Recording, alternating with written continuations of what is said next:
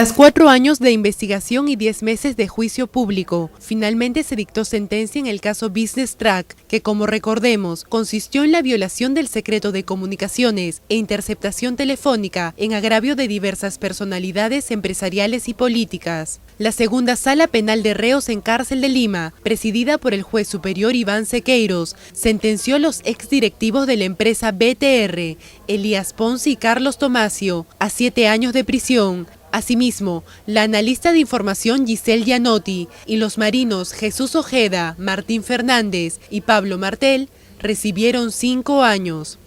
Todas corresponden a penas efectivas, además del monto de reparación civil de 200.000 soles a favor del Estado y 20.000 soles para cada agraviado. Al respecto, los sentenciados han interpuesto el recurso de nulidad, negándose a reconocer la condena. Como se recuerda, el proceso se inició el 18 de mayo del 2010 y debido a la expectativa del caso, el Poder Judicial dispuso que el mencionado colegiado se dedicara en forma exclusiva a este proceso hoy culminado. Los argumentos de los implicados respecto a que serían víctimas de una persecución judicial por razones políticas a raíz de la difusión de los petroaudios fueron desestimados por la recopilación de una gran cantidad de evidencia. El caso que hizo temblar al gobierno de Alan García, que hasta ese momento estaba pasando piola, parecía que había enmendado la plana de sus actos de corrupción, hasta que ¡pum!, estalló los petroaudios, que bueno, fueron, y ahora Raúl nos va a contar como la punta del iceberg. Raúl, ¿qué opinión te merece la situación producida el día de hoy? La condena llegó, pero... Mira, los actos de corrupción están impunes, o sea, han castigado a los que por una vía ilegal o la que sea, descubrieron esos actos, los pusieron en evidencia. Sí. A ellos los han perseguido, porque en esto hubo un proceso así. Empezó Alan García diciendo que habían unas ratas, que eran su ex ministro.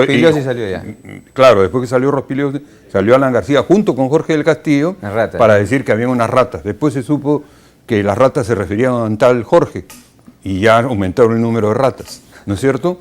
Y poco después, Alan García dijo, no, son unos viejitos fanfarrones, pero las verdaderas ratas son las que chuponearon. Viejito por Quimper. Claro, por Quimper, y hasta Rómulo León lo envejeció, que es además su contemporáneo. Y luego, lo que ocurrió fue que vino la persecución prioritaria de los chuponeadores. Y cuando cayeron los chuponeadores... Cayeron después de unos meses, ¿no? No tan rápido. En enero. Esto ocurrió fines de septiembre y lo otro ocurrió en enero. Ya. Cuando cayó los chuponeadores empezó esta cantaleta de quién lo financió. Claro, y ahí salió... Pero yo quiero decirte una cosa, yo no creo que nadie lo financió. O sea, ese no es el tema, es un tema de Alan García. Alan García nos ha metido en el lenguaje el tema... pero no se sabe quién los financió. Bueno, y el comercio se comió ese Todos los periódicos dicen eso, todo el mundo dice eso. Entonces, si pero es que esto no fue un hecho así. Quien financiaba a BTR era el gobierno de Alan García. ¿Cómo? Claro, le daba trabajos, hizo estudios de barrido electrónico por años en el Congreso, en la Contraloría, en el Gobierno Regional del Callao, en diversas municipalidades, entre ellas la de San Borja, y en diversos ministerios. ¿En San Borja también por supuesto. cotejada? Claro, o sea, mira, lo que ocurre exactamente es lo siguiente. BTR no es la gran empresa chuponeadora que unos creen, sino era una pequeña empresa de tipos que se dedicaban a barridos electrónicos, a comercializar información, etc. Hasta que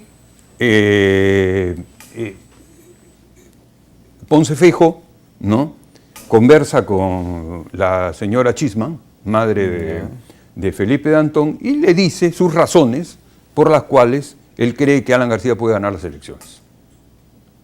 Entonces ella le dice, ¿por qué no se las dices directamente a Alan? Y ahí se produce la gran cita Alan-Ponce Feijó. Y Ponce Feijó explica, más o menos, esto que fue el desarrollo estratégico de la campaña, que Lourdes Flores iba a desgastarse enfrentándose a Ollantumala y a la larga García podía ser la alternativa frente a Ollanta, ¿ya? Entonces, por ahí surge la famosa frase que está consignada en el libro de Gorriti, tú ocúpate del comandante, que de la gorda me ocupo yo, ¿no es cierto? Entonces, bueno, esta es la historia del encuentro García-Ponce Feijó y de la confianza que García empieza a depositar en Ponce Feijó. Esto tiene mucha importancia, porque la pequeña empresa de Ponce Feijó después va a tener una serie de contratos y cosas con el gobierno que viene insólitas. Lo otro que además ocurre es que García produce lo que nunca ha ocurrido en la historia del Perú, que es el ascenso de Ponce Feijó ya en retiro, ¿no es cierto? Es ascendido de capitán de navío. ¿Cómo es eso? ¿Que alguien puede...? Bueno, lo hizo García porque antes él fue ascendido y le quitaron el ascenso. Entonces, él le restituye el ascenso en el retiro. Entonces, todo esto indica una relación muy estrecha, ¿no es cierto? Ahora, ¿qué estaba pasando en ese entonces? Vamos a que nos cuente lo que estaba pasando en ese entonces, Raúl, luego de los titulares de El 11 Informa.